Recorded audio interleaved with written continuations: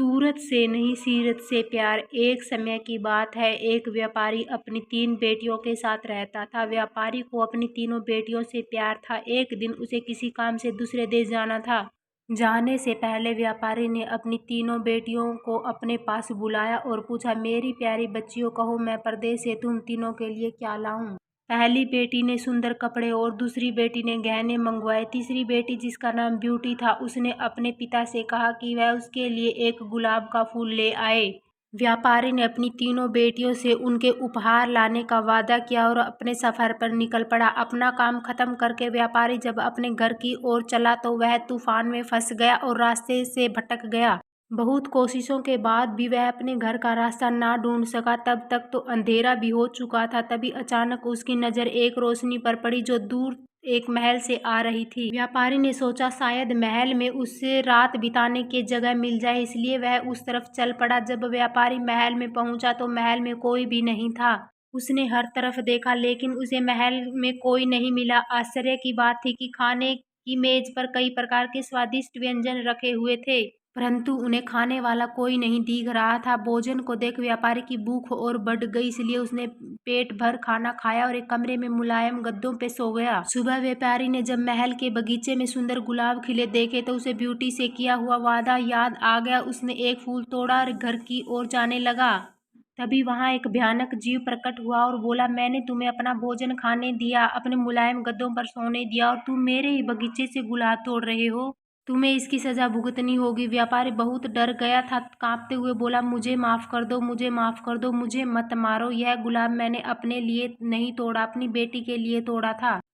मैंने अपनी बेटी से वादा किया था कि मैं उसके लिए गुलाब का फूल लाऊंगा। यह सुनते ही राक्षस ने व्यापारी से कहा कि वह एक शर्त पर उसे छोड़ेगा, उसे अपनी बेटी को महल में भेजना होगा। डरा और घबराया हुआ व्यापारी अपनी बेटी को भेजने का वादा कर वहां से चला गया। घर पहुंचकर व्यापारी ने अपनी बेटियों को सारी बात बताई और ब्यूटी से माफी मांगते हुए कहा, अपनी जान बचाने के लिए मुझे उस समय कुछ समझ नहीं आया और मैं राक्षस से यह वादा कर आया, मुझे माफ कर दो ब्यूटी।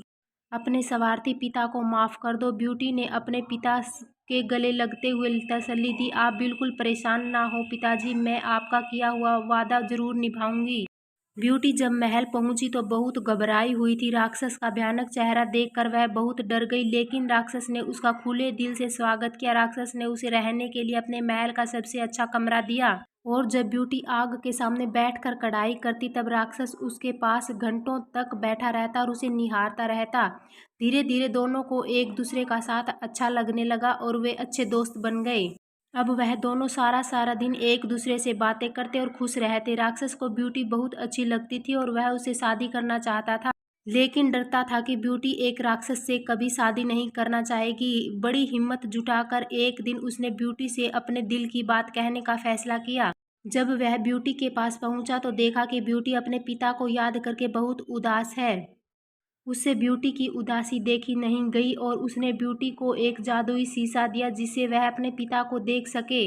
ब्यूटी बहुत खुश हुई, लेकिन जब उसने अपने पिता को देखा तो वह बहुत बीमार थे। यह देख ब्यूटी ने राक्षस से अपने पिता से मिलने की इच्छा जताई। राक्षस ने उसे पिता से मिलने की इजाज़त दे दी और 7 दिन में वापस आने को कहा। ब्यूटी ने तय समय में आने का वादा किया और अपने घर चली गई। ब्यूटी को सामने देख व्यापारी खुश हो गया और जैसे जैसे उसे पता चला कि राक्षस देखने में भले ही क्रूर हो, लेकिन वह दिल का बहुत ही नेक और दयालु है, व्यापारी की सेहत और सुधरती गई।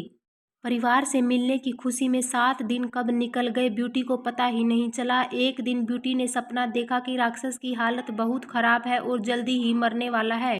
अगले ही दिन वह महल वापस आ गई और उसने पाया कि राक्षस बगीचे में बेसुध पड़ा हुआ था, जैसे वह मर चुका हो। ब्यूटी उसे देखते ही रो पड़ी, तुम मुझे छोड़कर मत जाओ, मैं तुमसे बहुत प्यार करती हूँ और तुमसे शादी करना चाहती हूँ। मैं अपनी सारी जिंदगी तुम्हारे साथ बिताना चाहती हूँ। जैसे ही ब्यूटी ने यह शब्द कहे, एक रोशनी ने राक्षस को ढक लिया और जब रोशनी गायब हुई तो भयानक और क्रूर दिखने वाला राक्षस एक खूबसूरत राजकुमार में बदल चुका था। राजकुमार ने बताया कि एक दुष्ट जादूगरनी ने उसे एक राक्षस बना दिया था और सच्चे प्यार से ही उस जादू को तोड़ा जा सकता था। बहुत समय से राजकुमार उस लड़की को ढूंढ रहा था जो उससे उस रूप में प्यार करे जिससे वह सब डरते थे, जो उसकी सूरत से नहीं बल्कि उसके गुणों को चाहे। आखिरकार राजकुमार को उसका सच्चा प्यार मिल गया और वह बहुत खुश था। जल्द ही ब्यूटी और राजकुमार की शादी हो गई और वह अपनी गुलाबों की खूबसूरत दुनिया में हंसी खुशी रहने लगे।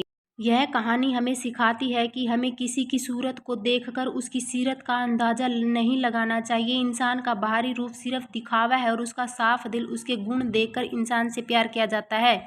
वीडियो अच्छी लगी तो कृपया लाइक और चैनल को सब्सक्राइब जरूर करें।